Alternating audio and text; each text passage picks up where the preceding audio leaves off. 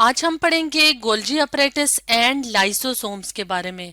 तो अगर हम बात करें गोल्जी अपरेटिस और लाइसोसोम्स की, तो ये क्या हैं? ये सेल के अंदर मौजूद ऑर्गेनेलीज होती हैं। तो ऑर्गेनेलीज क्या होती हैं? सेल में मौजूद जो छोटे छोटे स्ट्रक्चर्स होते हैं जो सेल के लिए मुख्तलिफ किस्म के फंक्शंस परफॉर्म करते हैं, ना सिर्फ सेल के लिए बल्कि बॉडी के लिए।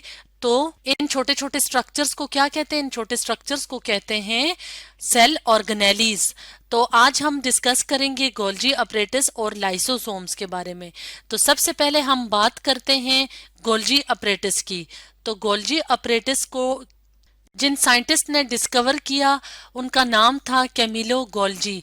तो इसलिए इसका नाम गोल्जी बॉडीज या गोल्जी अपरेटिस पड़ गया। तो गोल्जी अपरेटिस के अलावा इसके लिए जो वर्ड्स इस्तेमाल किए जाते हैं वो है गोल्जी कॉम्प्लेक्स या गोल्जी बॉडी, या सिर्फ इसे गोल्जी भी कहा जाता है।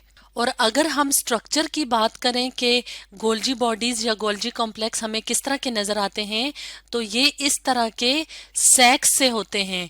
और ये क्या करते हैं? एक दूसरे के ऊपर ये सैक्स मौजूद होते हैं और ये क्या बनाते हैं? स्टैक यानी एक ढेरी सी बनाते हैं। और ये सैक्स मेम्ब्रेनियस होती हैं, यानी इनके इर्द गिर्द, हर सैक के इर्द गिर्द मेम्ब्रेन मौजूद होती है। तो इन मेम्ब्रेनियस सैक्स के लिए एक और लफ्ज इस्तेमाल किया जाता है जिसको कहते हैं सिस्टर्नी। और अगर हम यहाँ इस डायग्राम में देखें तो जो गोल्जी अपरेटिस या गोल्जी कॉम्प्लेक्स हैं वो एंडोप्लाज्मिक रेटिक्यूलम के फौरन बाद यहाँ पे स्टार्ट हो जाती हैं। यानी ये जो गोल्जी कॉम्प्लेक्स है ये न्यूक्लियस के नज़दीक नज़दीक वाक़या होती हैं। और ये होती किस में है, मतलब मौजूद किस में होती हैं? जो सेल के अंदर साइटोप्लाज्म होता है, जो फ्लूइड पार्ट होता है, उसमें मौजूद होती हैं। और एंडोप्लाज्मिक रेटिक्यूलम और न्यूक्लियस के करीब करीब लोकेटेड होती हैं। तो अगर हम एक और डायग्राम की मदद से देखें तो हमें गोल्जी अपरेटिस इस तरह के सैक्स से नजर आते हैं। यानी ये क्या है? ये फ्लैटेंड मेम्ब्रेनियस सैक्स हैं, छोटी छोटी थैलियों की तरह के स्ट्रक्चर हैं। और इस पूरे को क्या कहते हैं? सिस्टर्नी। यानी इन मेम्ब्रेनियस सैक्स को क्या कहते हैं? सिस्टर्नी कहते हैं। और इनके अंदर जो स्पेस होती है, जो खाली जगह होती है, उसको कहते हैं ल्यूमन। अब अगर हम बात करें कि गोल्जी अपरेटिस का फंक्शन क्या होता है, तो मेन फंक्शन गोल्जी अपरेटिस का क्या होता है? पैकेजिंग करना। और ये ज्यादातर पैकेज करते हैं और मॉडिफाई करते हैं किस चीज को? प्रोटीन्स को।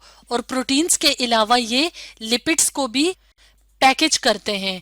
यानी जब प्रोटीन्स और लिपिड्स के मॉलिक्यूल्स गोल्जी अपरेटिस में एंटर होते हैं तो ये उनको मॉडिफाई करके उनको फर्दर आगे ट्रांसपोर्ट करने का काम करता है। और मॉडिफाई करके तो ट्रांसपोर्ट करने से पहले उनको क्या करते हैं? उनको पैकेज कर देते हैं सिक्रेटरी वेजिकल्स की शक्ल में। अब अगर हम यहाँ पे देखें तो यहाँ पे ये क्या है? Incoming transport vesicles. तो ये कहाँ से आ रहे हैं? ये एंडोप्लाज्मिक रेटिक्यूलम से आ रहे हैं। अगर हम इस डायग्राम में देखें तो ये क्या है? Endoplasmic reticulum. तो यहाँ से जो प्रोटीन्स और लिपिड्स वगैरह आ रहे हैं तो वो ट्रांसपोर्ट वेजिकल्स की फॉर्म में कहाँ पे एंटर होंगे? गोल्जी कॉम्प्लेक्स में। तो गोल्जी कॉम्प्लेक्स या गोल्जी बॉडीज जो हैं उनको फर्दर मॉडिफाई करके, यानी उनको चेंज करके, उनको पैकेज करके ट्रांसपोर्ट वेजिकल्स की शक्ल में बाहर की तरफ निकाल देगी। जैसे कि अगर हम यहाँ पे देखें तो ये क्या है? Newly forming vesicles. वेजिकल्स क्या होते हैं? फ्लूइड फिल्ड सैक्स होते हैं, यानी छोटी छोटी थैलियां सी होती हैं। अगर हम यहाँ पे देखें ये बबल से हैं, बबल लग रहे हैं, तो इनके अंदर क्या होता है? मटेरियल होता है। और इस मटेरियल ने कहाँ पे ट्रांसपोर्ट होना होता है? जहाँ पे जो बाकी के दूसरे सेल्स वगैरह हैं या टिश्यूज हैं जहाँ पे इनकी जरूरत होती है। तो अगर हम एक और डायग्राम की मदद से देखें तो यहाँ पे ये क्या है? ये एंडोप्लाज्मिक रेटिक्यूलम है। और ये क्या है? गोल्जी नेटवर्क है, यानी गोल्जी कॉम्प्लेक्स का एक जाल सा बिछा हुआ है। ये सारे जो सिस्टर्नी है ये एक नेटवर्क सा बनाती हैं। तो यहाँ से जो वेजिकल्स निकलेंगे, यानी जो प्रोटीन्स और लिपिड्स जो पैक होंगे मेम्ब्रेन के अंदर वेजिकल्स की शक्ल में, इस तरह बबल्स, जो फ्लूइड फिल्ड बबल्स का जो स्ट्रक्चर बनाते हैं, तो वो एंटर होंगे कहाँ पे? गोल्जी नेटवर्क के अंदर। और उसके अंदर उसकी फर्दर मॉडिफिकेशन होगी, यानी उसके अंदर तब्दीलियां आएंगी। और वो क्या बनाएगी, ट्रांसपोर्ट वेजिकल्स, यानी प्रोटीन्स और लिपिड्स और बाकी के जो मटेरियल्स हैं वो किस शक्ल में बाहर की तरफ निकलेंगे, ट्रांसपोर्ट वेजिकल्स की शक्ल में।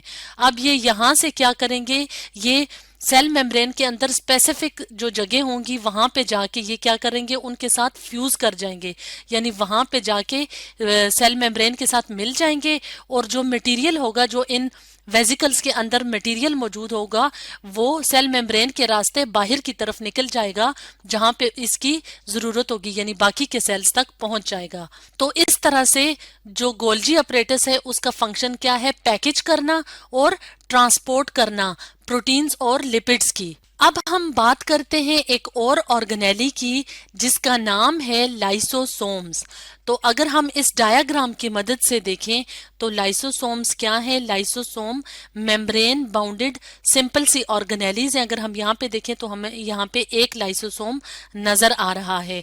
तो ये क्या है, ये भी वेजिकल की फॉर्म में ये ऑर्गेनेली है जो मेम्ब्रेन बाउंडेड ऑर्गेनेली है। और अगर हम फंक्शन की बात करें कि लाइसोसोम का फंक्शन क्या है, यानी ये सेल के लिए किस तरह का फंक्शन परफॉर्म करते हैं, तो लाइसोसोम का फंक्शन होता है डाइजेस्ट करना। किस चीज को डाइजेस्ट करना, मैक्रोमोलिक्यूल्स को, और सेल के जो पुराने पार्ट्स होते हैं उनको डाइजेस्ट करना, और माइक्रो ऑर्गेनिजम्स वगैरह जो छोटे छोटे ऑर्गेनिजम्स होते हैं उनकी डाइजेशन करना। मैक्रोमोलिक्यूल्स क्या होते हैं, मैक्रोमोलिक्यूल्स कहते हैं, मैक्रो को मतलब होता है बड़ा, यानी बड़े बड़े मॉलिक्यूल्स। कौन से मॉलिक्यूल्स, जैसा कि कार्बोहाइड्रेट्स हैं, लिपिड के मॉलिक्यूल्स हैं और प्रोटीन के मॉलिक्यूल्स हैं। तो ये मॉलिक्यूल्स क्या कहलाते हैं, ये मॉलिक्यूल्स कहलाते हैं मैक्रो मॉलिक्यूल्स। तो मैक्रो मॉलिक्यूल्स यानी कार्बोहाइड्रेट, लिपिड, प्रोटीन्स वगैरह की डाइजेशन का काम करना। ओल्ड सेल पार्ट्स, तो सेल पार्ट्स जो जरूरत नहीं होते, यानी जो नॉन फंक्शनल हो जाते हैं या जो बहुत पुराने हो जाते हैं, उनकी डाइजेशन का काम करना। इसके अलावा जो माइक्रो ऑर्गेनिजम्स वगैरह होते हैं उनकी डाइजेशन करना लाइसोसोम का फंक्शन है। अब ये डाइजेशन कैसे करते हैं, लाइसोसोम डाइजेशन करते हैं डाइजेस्टिव एंजाइम्स की मदद से, यानी लाइसोसोम्स के अंदर डाइजेस्टिव एंजाइम्स होते हैं। एंजाइम्स क्या होती हैं, खास किस्म की प्रोटीन मॉलिक्यूल्स होते हैं। तो एंजाइम्स की मदद से जो डाइजेशन का अमल होगा वो कंप्लीट होगा, यानी लाइसोसोम के अंदर जो डाइजेशन होगी वो कंप्लीट होगी। और अगर हम इसकी इंपॉर्टेंस की बात करें तो जो माइक्रो ऑर्गेनिजम्स होते हैं, यानी जो वायरसेस और बैक्टीरिया जो सेल को या बॉडी को नुकसान पहुंचा सकते हैं, तो उसकी डाइजेशन का काम लाइसोसोम्स करते हैं। तो इस तरह से ये ऑर्गेनेली सेल के लिए इम्पॉर्टेंट होती हैं। तो ये तो कुछ इम्पॉर्टेंट फंक्शंस थे जो कि हम गोल्जी अपरेटस और लाइसोसोम्स में देखते हैं। तो आज हमने पढ़ा गोल्जी अपरेटस एंड लाइसोसोम्स के बारे में।